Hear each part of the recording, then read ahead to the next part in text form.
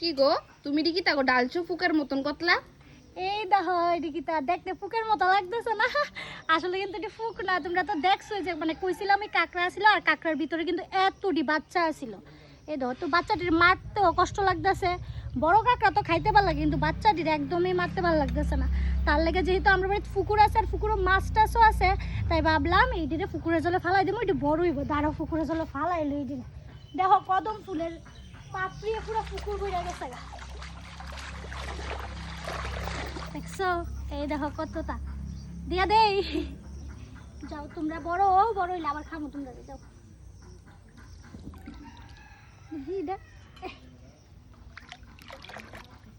তো বাচ্চাটিরা পুকুরের জল বাসায় দিছে, এখন এটি বড় হইব এরপর আমরা খামো। হ্যাঁ তো তোমরা দেখছো না আগে কাঁকড়ার বাচ্চা? আমি কিন্তু এই প্রথম দেখছি ছোট ছোট কাঁকড়ার বাচ্চা, দেখতে কিন্তু ফুকের মতো লাগতেছিল, বুঝছো? সেই লিগা কাঁকড়ার তীরে ফালাইছি, ফুক না। আমি ভাবছি তোমার সাফাতা।